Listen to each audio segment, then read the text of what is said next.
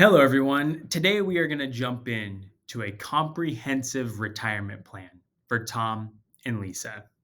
Tom is an IT manager and Lisa is a marketing executive. They're both 58 years old. Today, Tom has a W 2 salary of $100,000 and Lisa has a W 2 salary of $85,000. They expect to collect Social Security in retirement, and we're just going to use the estimated monthly amount for both Tom and Lisa. Tom has a 401k. He has a primary match there of 5%, so he contributes 5%. And Lisa also has a 401k. Her primary match is 3%, so she contributes 3%. Going into their expenses, it's important to note here that Tom and Lisa don't have any debt. Typically, this pre-retirement living expense here is exclusive of debt obligations, mortgage payments, and insurance payments. So we're just assuming here $7,500 per month is what they live on pre-retirement. Going into the goals, we have a retirement goal of 65 for both of them. In retirement, they would like to see what it looks like if they spent $6,250. We're going to assume the annual retirement health cost of $6,092 per year in retirement for both Tom and Lisa. We're also going to assume the annual retirement long-term care cost. That's $68,000 for each of them per year, and that's applied to the last 2 years of this plan. This plan goes out to 90 years old. We're also going to add some other goals here, but first we just want to see what it looks like just with this basic information. Then we'll come back, add some retirement goals that they have, and then reevaluate our overall analysis. Going into our net worth, we can see here that with all of their assets, they have a net worth of about $2.5 million. $37,500 of that is in the bank, and about $2 million is in investments. Tom's 401k is $790,000. Lisa's is $490,000. Tom has a Roth IRA with $185,000 in it, and Lisa has a Roth IRA with $245,000 in it. And they also have a joint investment account, just a taxable brokerage account there of $255,000.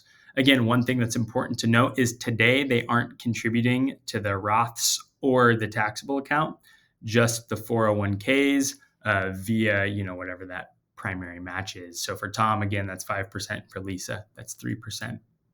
We are including their primary home in the net worth equation and in this plan. And the reason for that is this home is 100% paid off. So today's current market value is $500,000. So we are using that as an asset here.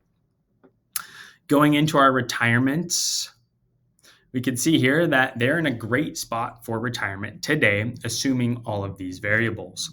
We can see here that at the end of this plan, we can expect for them to have about $15 million in assets.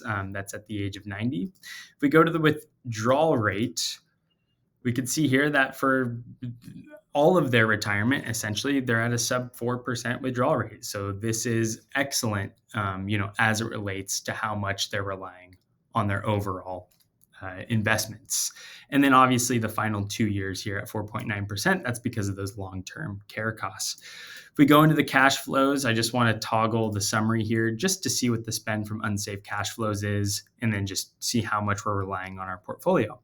So as we can see here, obviously until retirement, we're still making money. And as a result, we have spend from unsaved cash flows. That's just basically discretionary income that we're bringing in. We can then see that at 65, we retire. And from 65 to 67, we virtually have no income. And that's because we haven't collected Social Security yet. Social Security starts at the age of 67. So we have 2 years of no income. And as a result, we're solely relying on our invested assets.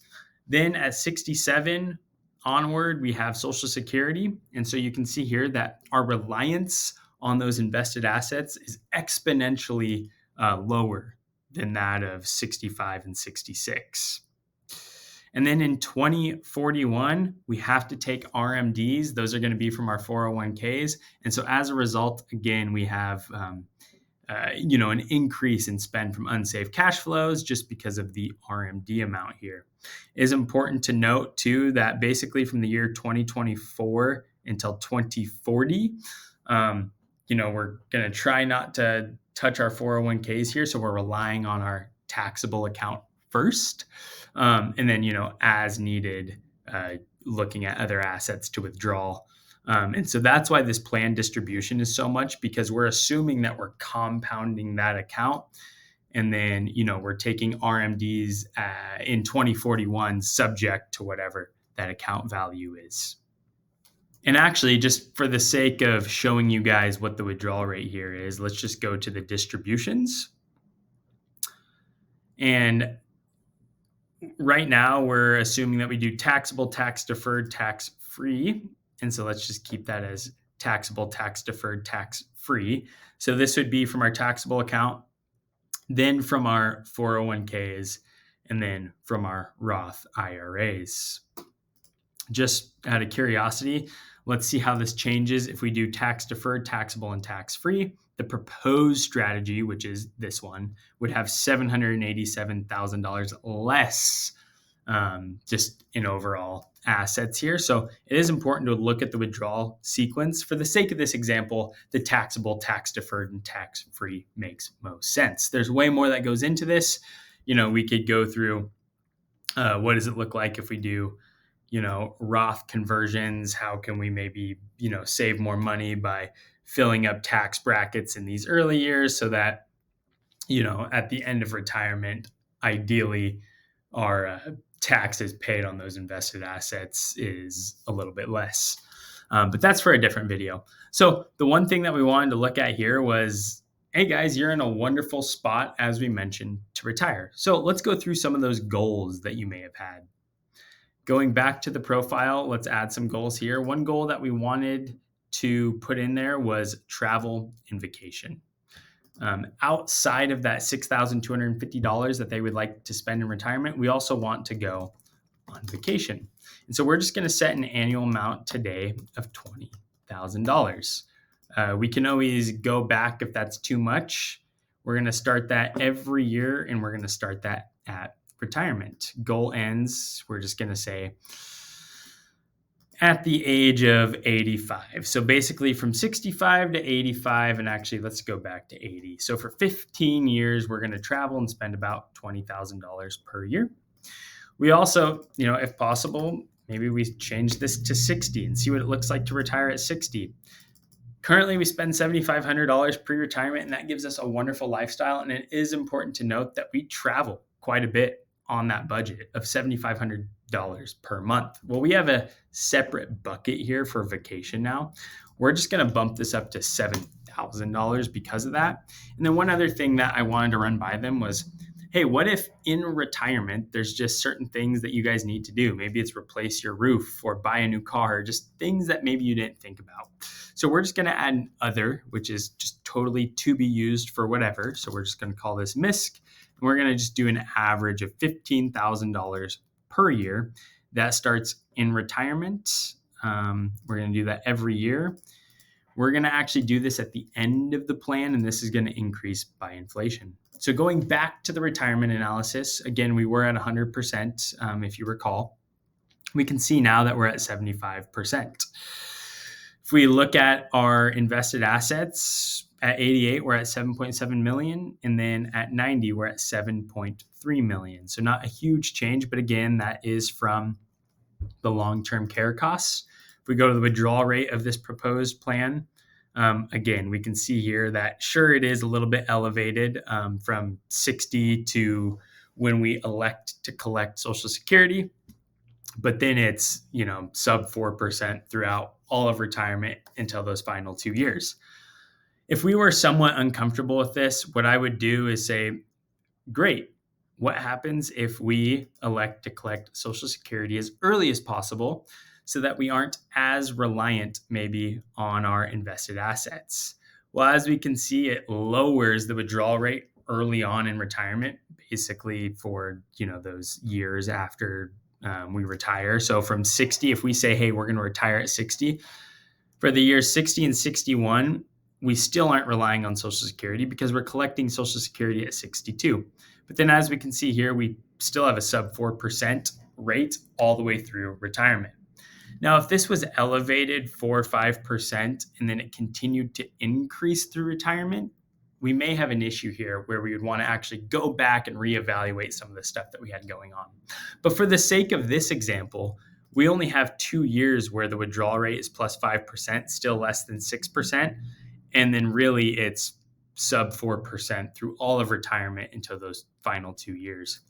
If we go to the comparisons here, we can see that with taking Social Security, electing to take it early, so instead of full retirement age, taking it as early as possible, we actually end up with $277,000 more in ending assets. Just for the sake of this example, what happens if we collect it at age 70? I presume it's going to be much less actually than full retirement. And the reason is, again, because we're relying on those invested assets rather than having Social Security help us to rely less on those invested assets. So that is the big change that we see here. So this is $315,000 less than if we collected at full retirement age, which means that collecting it as early as possible, as opposed to collecting it at age 70, actually saves us over $500,000. So again, just for the sake of this example, that makes sense. So looking at this plan, I mean, Tom and Lisa are in a wonderful spot. We could come in here and we could play with some of this and say, hey, because we've decided to add in just all of these extra goals, $7,000 is still a ton, because remember, keep in mind, pre-retirement, we have no debt. We're living off $7,500 a month, and that allows for us to pretty much do everything we want. So considering that when we're looking at especially our vacation goals and then just our miscellaneous expenses of $15,000. So let's just see what decreasing our vacation goal to $10,000 every year up until the age of 80 does. So from basically 60 to 80 for 20 years there. Yeah, we can still see here that we're at a 78% probability of success. At the end of the plan, we have $9 million. So guys, the idea behind this video was to look at a comprehensive retirement plan. What's included? How do you look at income, expenses, goals, factors like inflation, healthcare, Social Security, and allocation, and how do those things affect your overall retirement plan? Tom and Lisa originally had a plan to retire at the age of 65. They envisioned living a comfortable lifestyle that included traveling, visiting family, and engaging in hobbies like gardening and photography. They estimated originally that they would need about $75,000 annually to maintain their desired lifestyle in retirement, also factoring in healthcare costs. That said, after going through the retirement plan, we quickly found that Tom and Lisa, if you guys really wanted, you could actually retire 5 years earlier at the age of 60, spend more money in retirement, and have an allocated budget for things like vacation and miscellaneous expenses that come up out of nowhere. Tom and Lisa were pleasantly surprised to see that, hey, we could actually have all of this in our retirement. And sure, at times we might have to adjust some things. But overall, as we can see from this retirement analysis, things look pretty good for Tom and Lisa. One thing to remember is that these plans are very individual to you, your exact needs and goals throughout retirement. Guys, my goal on this channel is to empower individuals like yourself to embrace financial confidence and unlock the path to a life truly well lived. If you enjoyed this case study, toggle back to the case study landing page where I go through a variety of other case studies that you may enjoy. Like always, if you have any questions at the end of this video, my contact information is available. Don't hesitate to reach out. And until next time, have a good one. Thank you.